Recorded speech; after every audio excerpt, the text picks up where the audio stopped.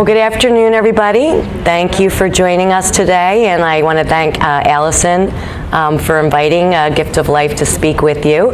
My name is Denise Serio. I'm a hospital services coordinator assigned to Doylestown Health.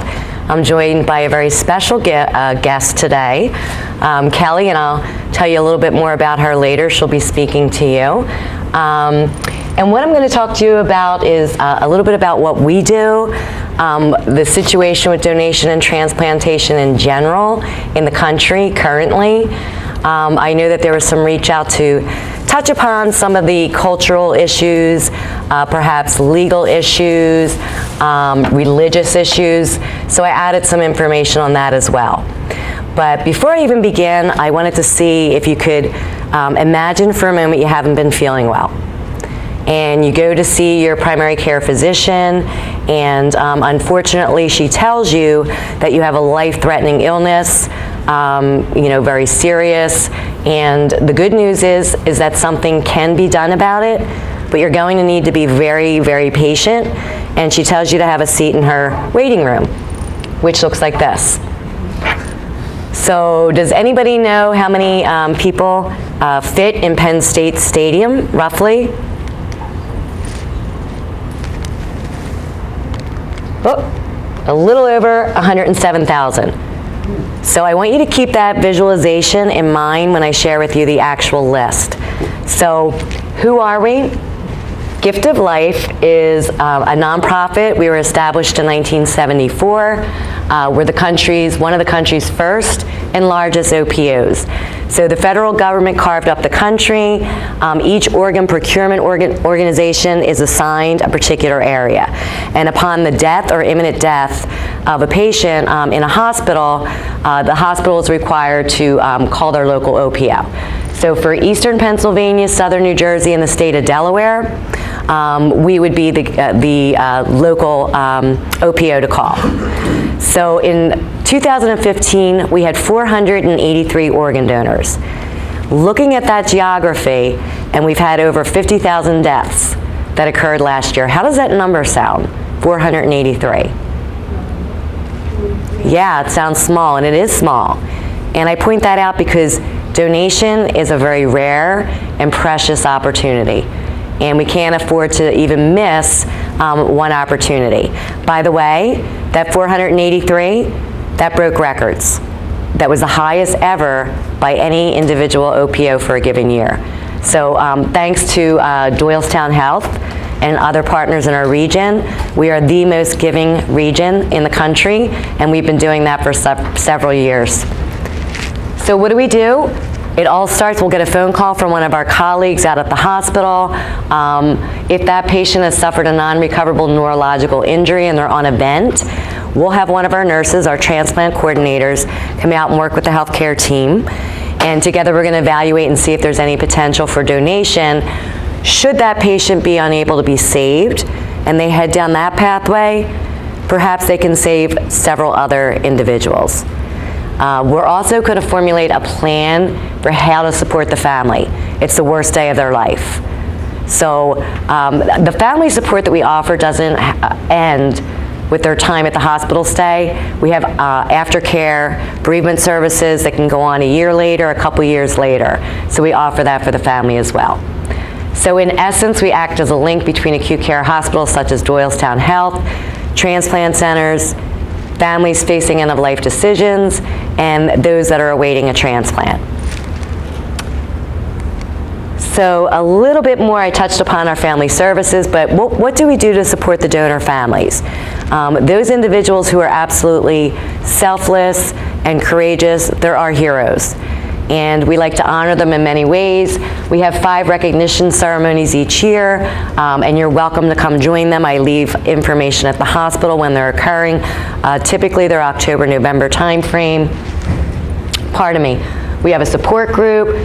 Threads of Love quilts. Each individual square was made by the family of the donor. And it tells a little story, and it's really to honor them. And at those 5 ceremonies, we have a quilt pinning ceremony, and then we bring these quilts around to different meetings and public events that we have. This is what we're up against. Real challenge. Over 119,000 Americans are waiting for a life-saving gift. And sadly, 21 individuals, each and every day, time runs out. So that's why it's so very important that we don't miss even one opportunity. Does anybody remember how many folks fit in the Penn State Stadium, roughly? 107. So that'll give you a good visualization of the big challenge ahead of us. What are we doing to address it? We do outreach with our community partners, a lot of public education, outreach with our hospitals, such as I'm doing today. In Pennsylvania, in both the House and the Senate, we're trying to get some legislative initiatives passed through. Keep your ears open for that. You may be able to help out. We also have expanded criteria, and there's no upper age limit. People in their mid-80s have given life-saving gifts. Hep B, Hep C. If the potential donor is positive, would they be able to donate? Absolutely. And that would be matched between recipient and donor. Because sadly, every day, the transplant surgeon has done everything that they could to try to give this person a fighting chance until an available transplant organ is available. But they have to have that discussion that, time's running out. So that's always disclosed to the recipient as well. Donation after cardiac death, I'm just going to touch upon that briefly in a little bit. And also any comorbidities won't rule somebody out.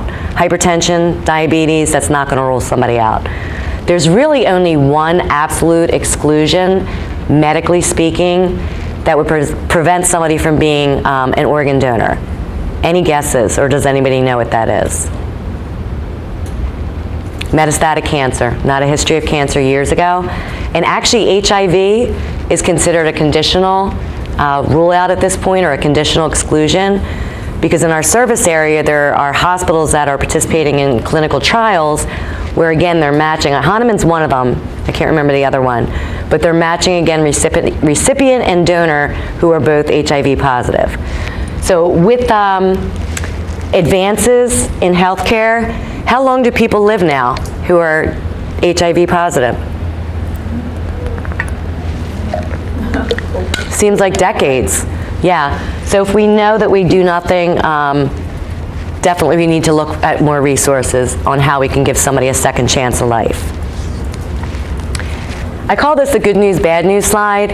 On the bottom, in yellow, is the good news. So after over roughly the last 20 years, that's the number of transplants that have been performed. And that number has almost doubled. The bad news is that top section in the bluish color, that's the waiting list. And you can see that has just grown exponentially. It's more than quadrupled. Our challenge is to find available organs for all the Americans that are currently waiting. All 3 states that we cover in our service area offer the opportunity to be donor designated on your license. And a hypothetical situation, it's on your license and the time comes, your family is saying no. What would be the course of action? We're going to move heaven and earth to try to follow your wishes. It is a legal gift document. It is first-person consent. But obviously, it's the toughest day of their life for your family. But we're also advocating for the other up to 8 individual lives that you could save by a decision that you've already made. So you can see some of the points there. It's our intent to move forward. A handful of times, we find when we speak with families that most families say, you know what, I know this is a good idea, I know this is a decision that my husband made, let's go ahead and move forward. Handful of times they may not be on board. How that's decided is senior administrative leadership of the hospital, as well as gift of life, and that's been on a case-by-case basis as well.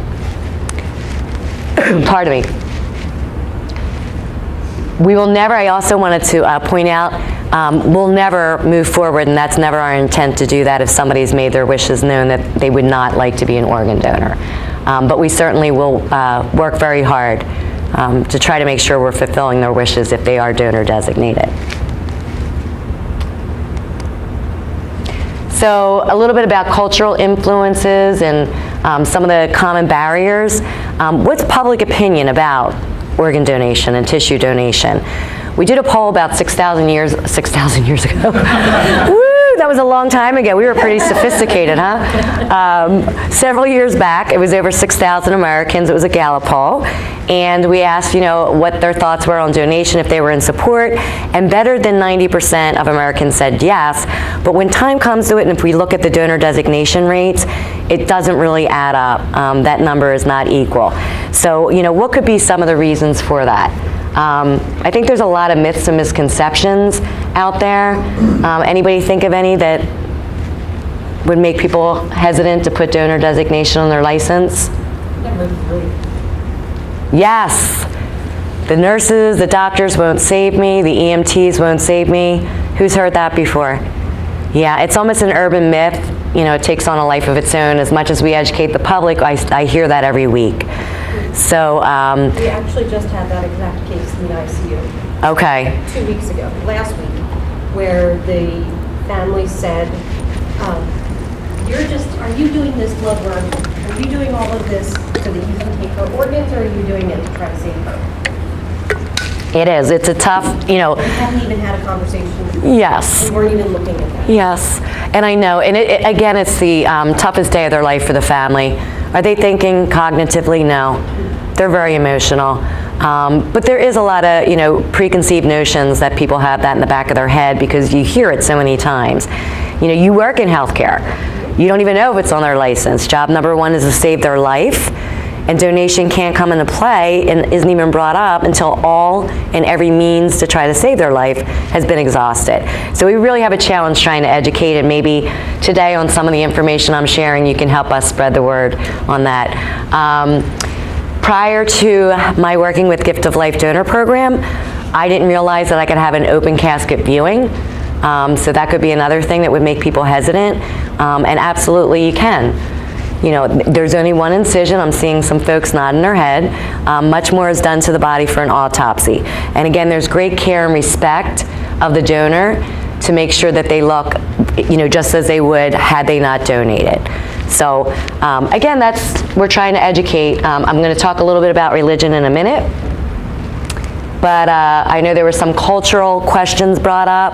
I'm not going to read through every slide, but you can see that the waiting list is 58% of minorities, and as far as donor designation, that same population seems to be a little lower than the average percentage of people who are donor designated. Again, I think there's some fear or distrust, of donation, of even the healthcare system, unfortunately. So that's the challenge in trying to reach out to those folks, and something that we do. No major organized religion is opposed to organ donation and transplantation. Very important to realize that. And I'm just going to flash through a few of the different, the larger religions to give you their thoughts. You can see a quote from the Pope when he came to visit the city of brotherly love. Judaism, although the body, there's certain tenets of the faith, the body should be buried whole. The greatest good is to be able to give life, and that would trump any of the other tenets.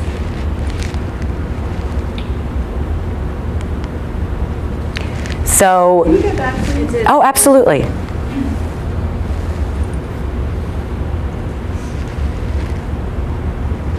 And again, in the Quran, there are certain tenets that may seem to contradict, but again, the ability to save the life is as if you saved all of mankind. So that would trump. So we get about 50,000 phone calls each year.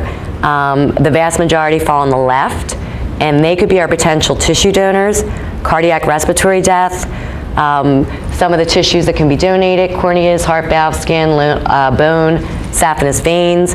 On the right-hand side, they are the potential organ donors. They've suffered a non-recoverable brain injury, they're on a vent, or the family's talking about withdrawal. And they could also be a tissue donor. Any organ donor could be a tissue donor as well, typically. So again, it's a very small percentage of that 50,000 phone calls that we receive, but does anybody want to take a guess at what percent that would be that falls on the right-hand side of the screen? 2%, that's a really good guess.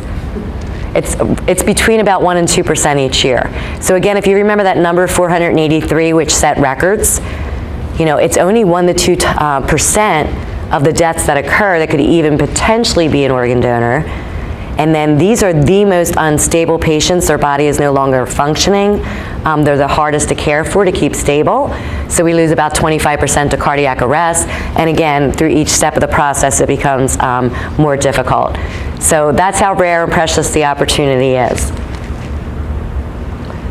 Again, some of the tissues that can be donated. The government considers these to be life-enhancing, not life-saving, even though for a burn victim, skin is life-saving. So the reason I'm pointing that out, there are a lot of things that could rule out a tissue donor. Hep B, Hep C, an active infection, and that's because one tissue donor can impact 50 lives or more, up to 70 lives. And for infectious disease purposes, et cetera, that's how the government views it. But again, when we're talking about organ donation, there's really only one absolute exclusion presently. So there's 2 pathways that somebody could go on and be an organ donor. You're most familiar with the left, I'm sure, donation after brain death. That happens 90% of the time. On the right is donation after cardiac death, which is about 10% of the time. We're starting out with the same patient type. They suffered a non-recoverable neurological injury. They're on a vent. They're both given clinical exams. On the left-hand side, the exams are consistent with brain death. So what happens here is the family's given the grade prognosis, and then the time of death. We talked about organ donation. They say yes. Then we would go to the OR for recovery.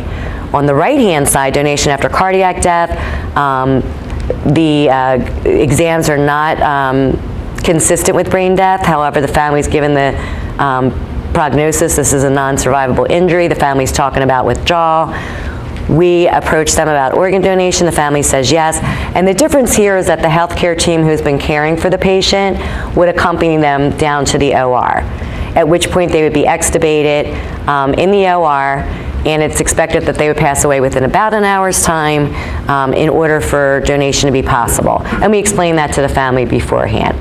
So once the patient is pronounced, and the reason that the healthcare team goes down with them is the patient is kept on all artificial support.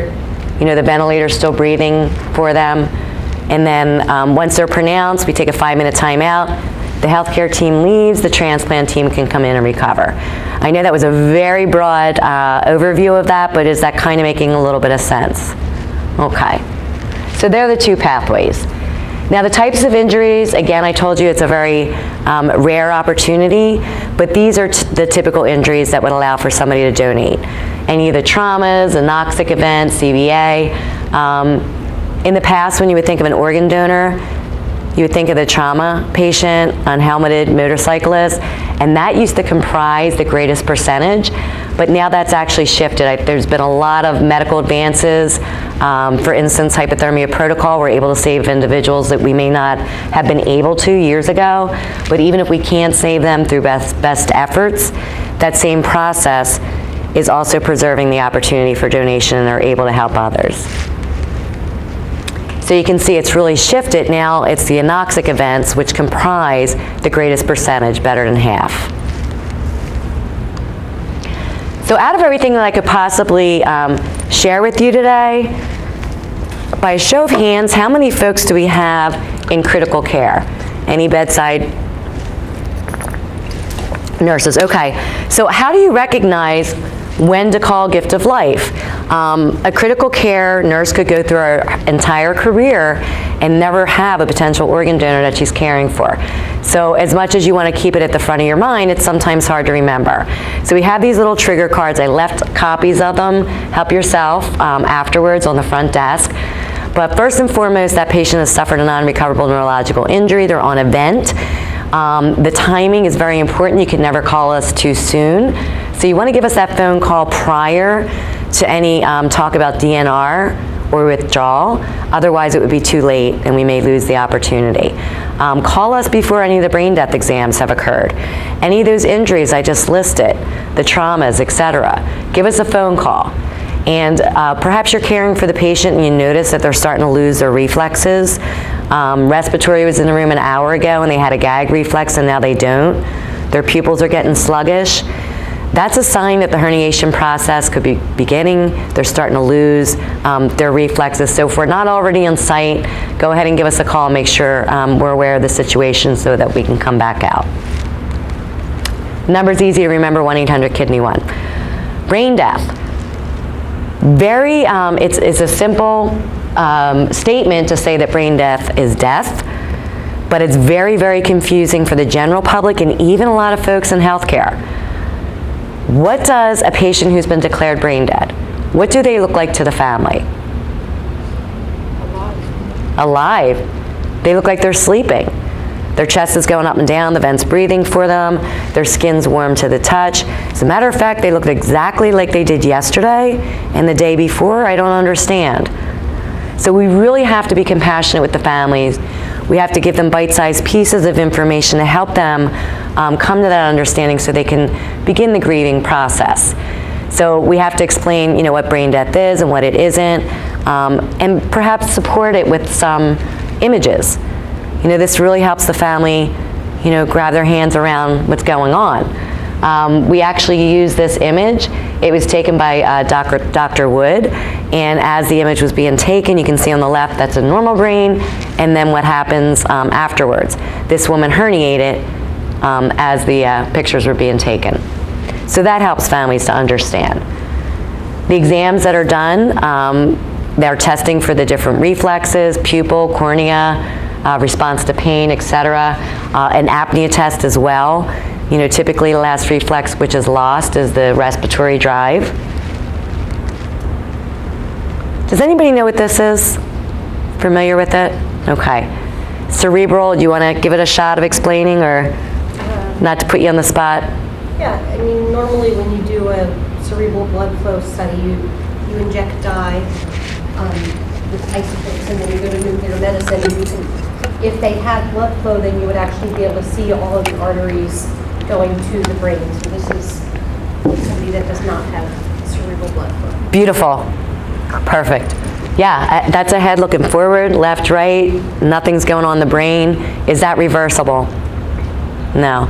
So sometimes families, it's images that help them really understand and come to acceptance of what the situation is. So, Gift of Life, as well as the Harvard School of Public Health, we did a couple of landmark studies which helped shape our clinical practice. And the first one I'm going to talk to you about is we wanted to find out how important is the understanding of brain death as to how it impacts a family saying yes or no to donation. So 164 families were contacted via phone by researchers 6 months after a loved one was pronounced brain dead. And on the left, those were the families who had said no, who had said yes to donation.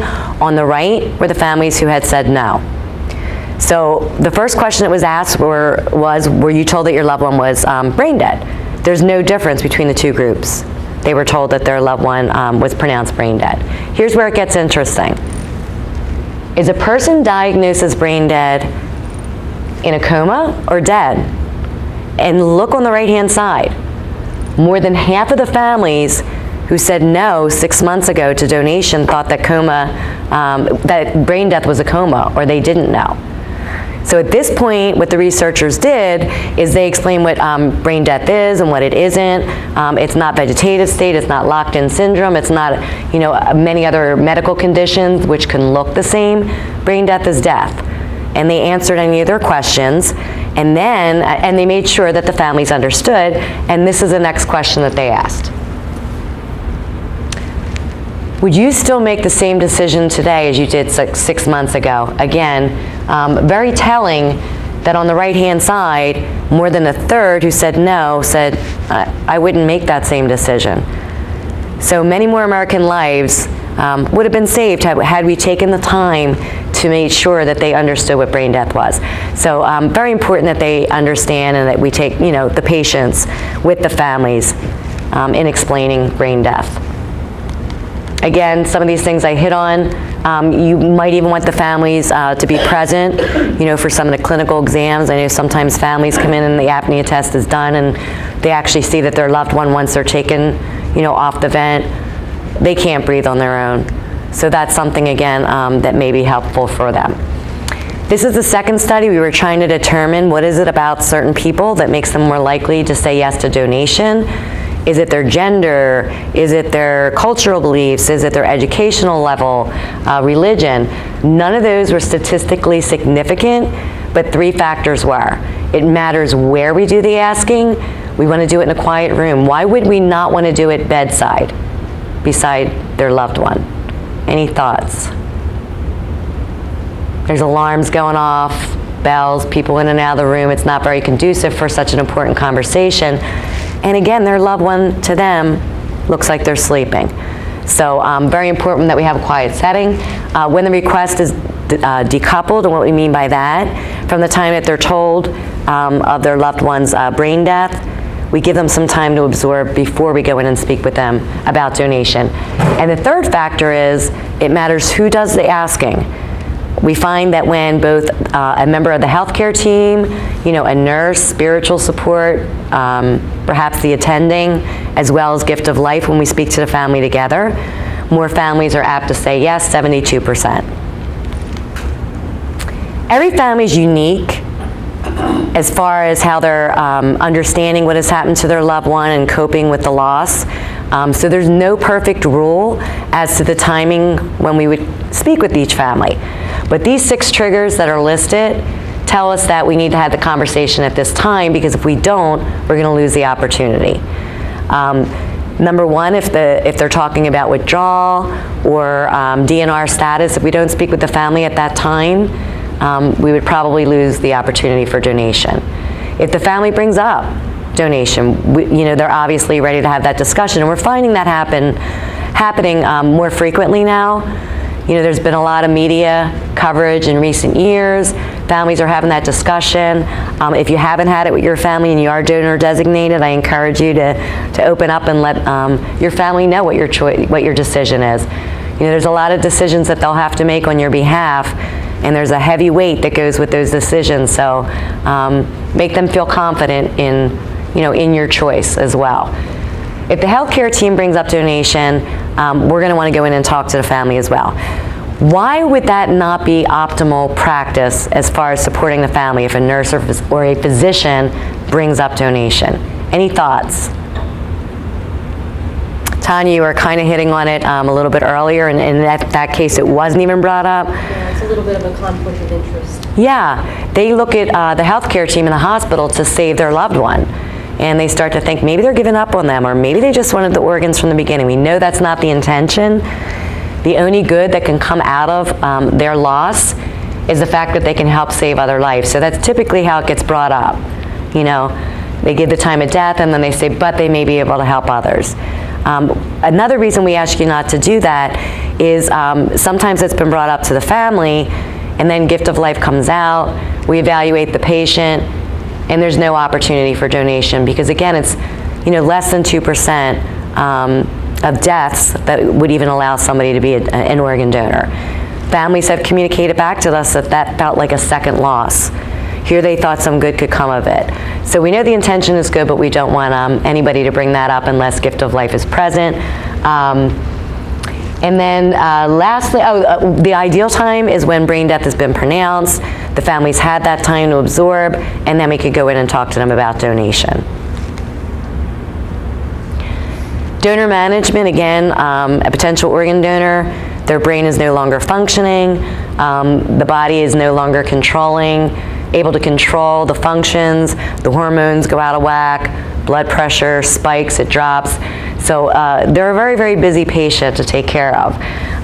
But hopefully, if you are a critical care nurse and you are caring for this patient, if you can visualize maybe 5 other beds, a bed at Temple, a bed at CHOP, and patients who are waiting for that second chance of life, simultaneously, when you're caring for the potential organ donor, you are directly caring for those individuals, because what you do has a direct impact on the outcomes. So hopefully that might make it a little easier when it gets so busy.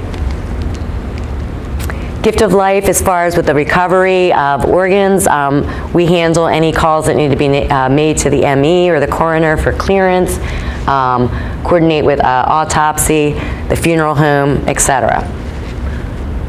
Operating room can get a little busy. Typically, it's a transplant surgeon who comes out and recovers. So we could have a heart surgeon, a lung surgeon, the kidneys. They typically have an assistant. We have a scrub, a circulator. So it's a very, very busy and very time-sensitive place during the recovery. And really importantly, end of life and donation, they're not two separate issues. You know, in a compassionate manner, they should be, discussed and brought in together, how to best honor somebody through their last days and best honor the family and offer them this opportunity. So, a couple thoughts on what you can do to make a difference. You can never call us too soon. Please don't bring up donations to the family. And please collaborate with us. Ask any questions. Join us when we're speaking with the family and trying to support them. So at this point in time, I'm going to open it up for questions at the end. But I'm very excited. This is the highlight of our time with you today, joined by a special guest, Kelly Schmidt. And I'm not going to steal her thunder, but she's going to come up and share with you her amazing story. So if we could give her a warm welcome. Kelly, I'll hand it over to you. My name is Kelly Schmidt. That is a picture of my mom.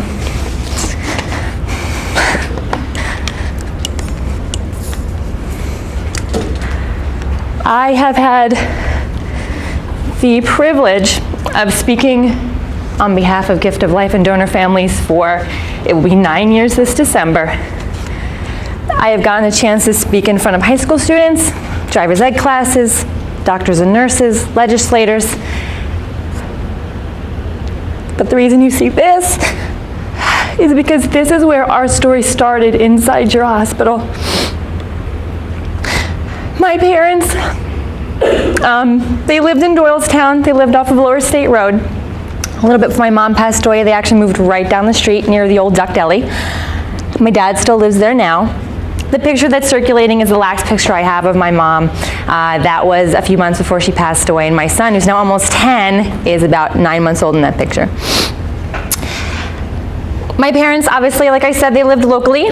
My mom was a therapist, just like myself. She had a practice outside of her home when they had moved. My mom, unfortunately, was a smoker. She had smoked her entire life. And when I lost my mom, she had just turned 60. I had just turned 30. And I remember she had been dealing with a bout of what appeared to be pneumonia, bronchitis, something like that, for about a week. It was right after Thanksgiving. And I remember saying to her, obviously didn't live with them at the time, I was married and had my son. I said to her and my dad, you really need to go to Doylestown. You really need to get checked out. This does not seem like your normal bout of bronchitis or pneumonia that you deal with on an every other year basis. Being a therapist, working with kids, my mom's first commitment was to them. And she said, I've already been out of work for a week. I've canceled all my appointments. I cannot do that again. Christmas is getting so close. This is the time of the year they need me. So she did not. She found herself for the next few days having more and more congestion, having more and more difficulty breathing, but just chalked it up to this is what happens when you get older and when you've been smoking for most of your life. That's the quilt from my mom, her square. So I remember I had spoken to my mom. At that point, I was a guidance counselor working outside the city, and I remember calling her on my lunch break and saying, Mom, you sound like garbage. Can you just walk yourself over to Doylestown? The worst that's going to happen is they're going to set you up for a couple days. They'll clear out your lungs. You'll be fine. You'll be out by the weekend's over. You'll be just fine. And she said, no, I'll be fine. I have my appointments on Monday. Don't worry about me.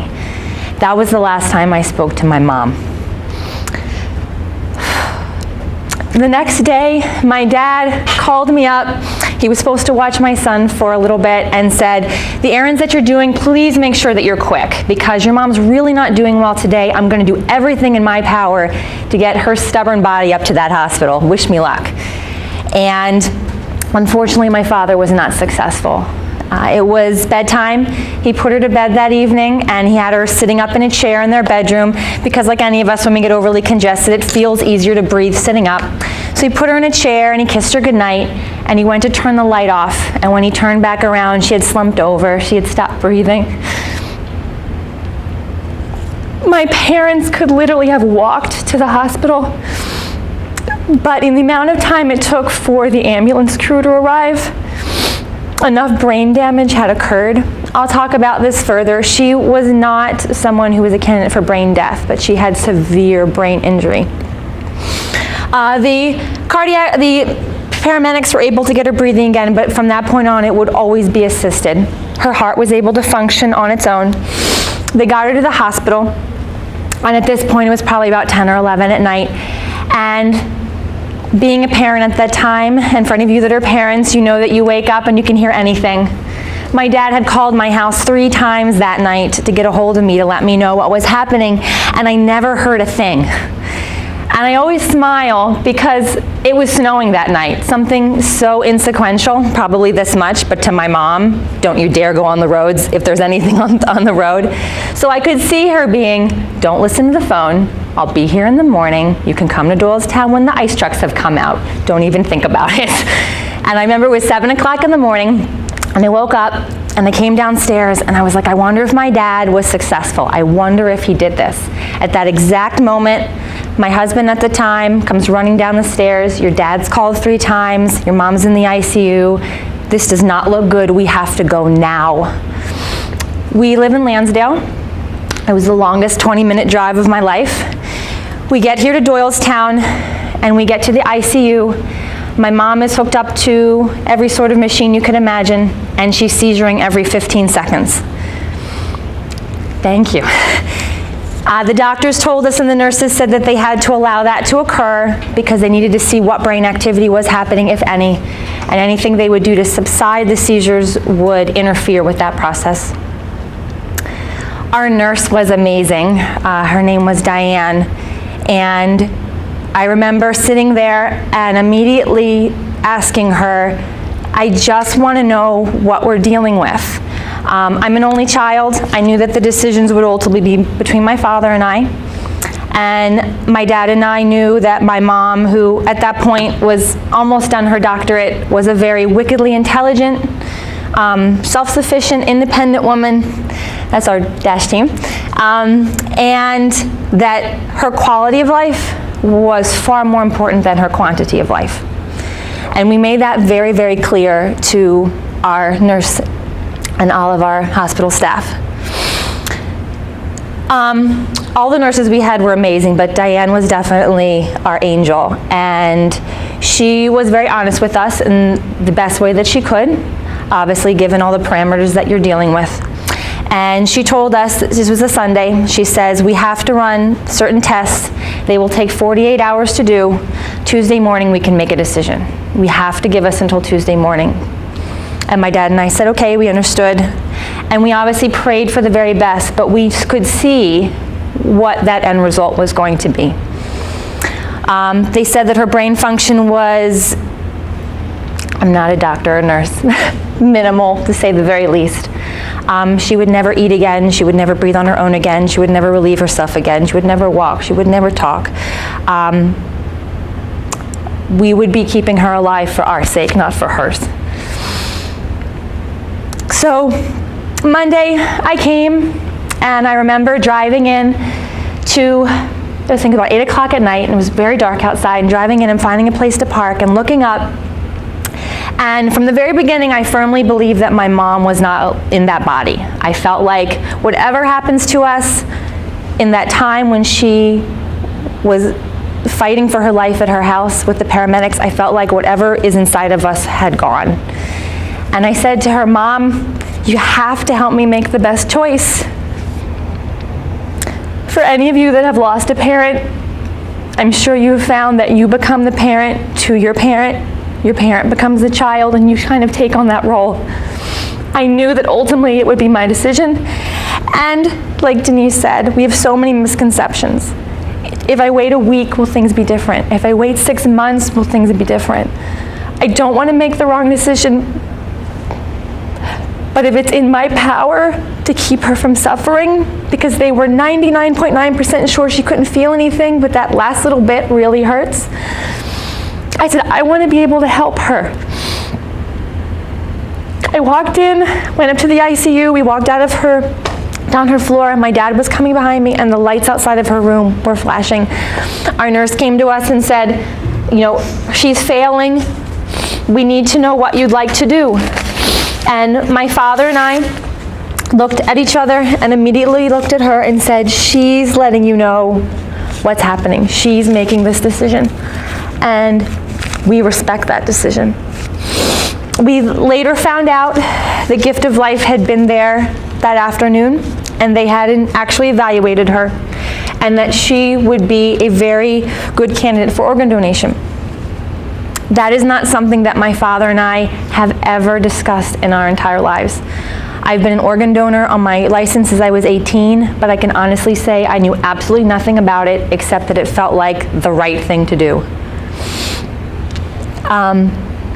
Luckily, my dad and I agreed, because just like Denise had mentioned, if we had not agreed, that would have been a point of contention that we might have lost the chance to do anything, because her time was running out very rapidly. We got to meet with Gift of Life about half an hour later. We sat with that worker for hours that night. She was the perfect mix of professionalism, helping us walk through this path, as well as a kind, warm soul who obviously knew what we were going through. She was so patient with us. She was so caring of us. We had to go through my mom's history. They have to make sure that everything that we're saying yes to is going to find the most perfect home, because like Denise said, the gifts are so rare and they're so precious. There can't be a mistake along the way. We found out that my mom was a candidate for tissue, so bone, skin, corneas, valves, things like that. We received information that she helped reach over 50 people from literally across the country. And we were also given the information that my mom was going to be viable for both of her kidneys. And I'll share that in a second. Those are from our recipients. My mom was unable to donate anything else. Obviously, her lungs were not going to be viable. My mom would have to be pronounced a cardiac death, and once that happens, I believe it's the pancreas and something else becomes, the intestines and the pancreas become off the table. And the heart and the lungs. Well, the heart and the lungs, yeah. But once the heart is a null and void, then those aren't happening. And then her liver went to science. So our nurse, Diane, after we had made this decision and we had come to that piece, we left that evening. We knew that the surgery would take place Tuesday morning. My father and I said goodnight to her on Monday night, and we knew that it would take place sometime the next day. Just like Denise had mentioned, Diane walked down to the operating room with her and sat with her and held her hand.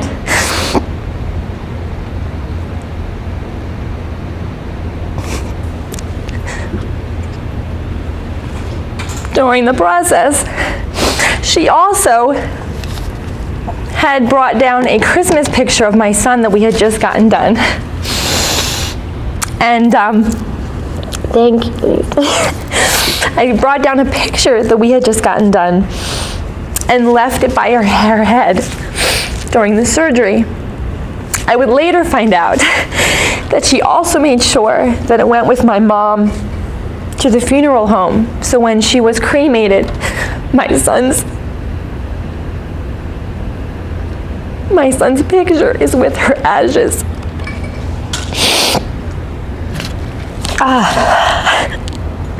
I'm usually not this bad.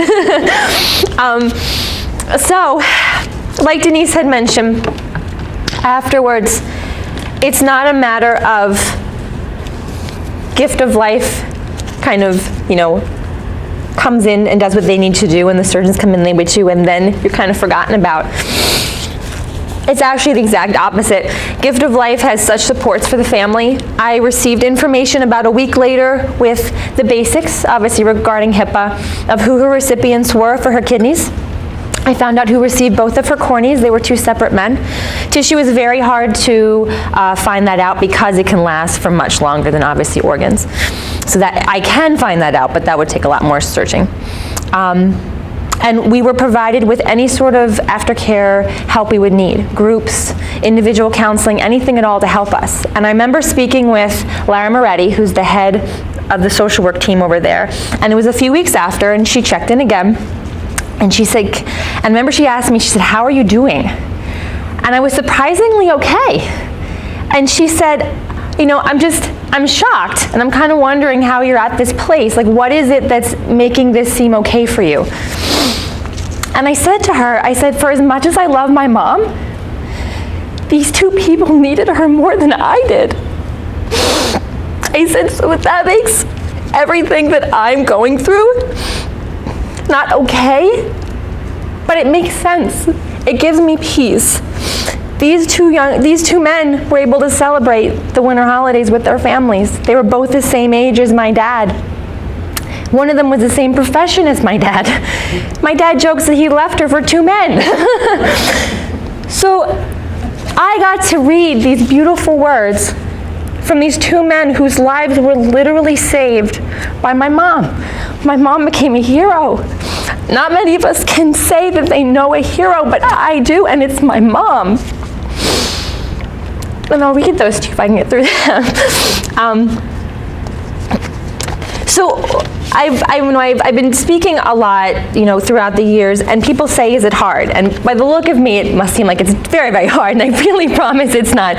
My tears are more of gratitude for the staff we were able to work with, and such a sense of pride from my mom and what she was able to do.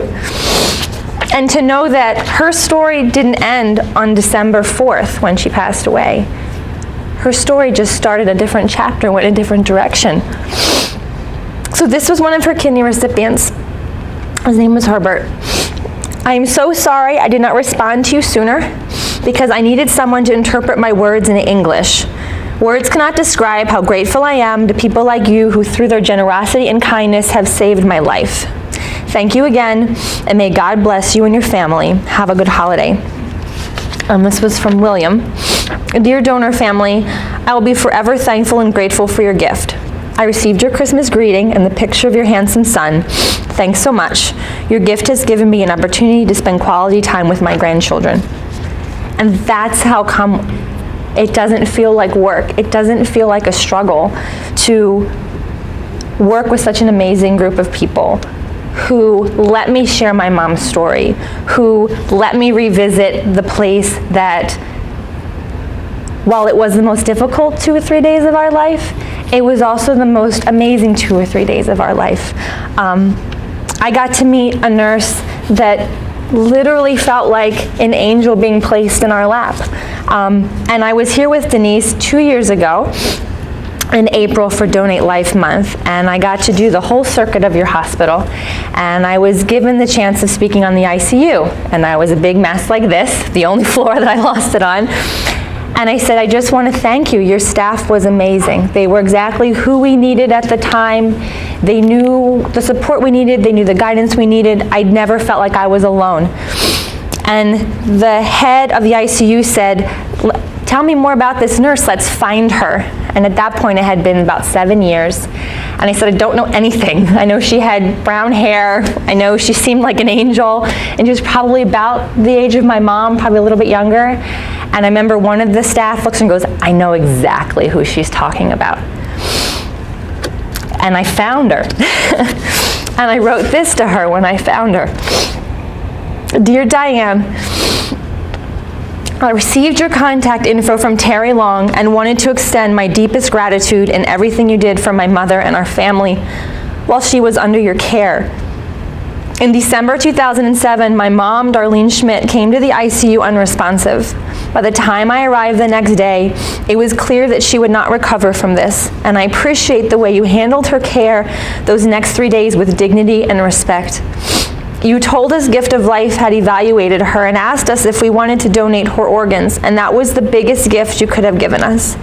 Since then, I have been a donor family speaker for Gift of Life and have the opportunity to share her life and this momentous decision and its impact with legislators, students, and most importantly, hospital staff.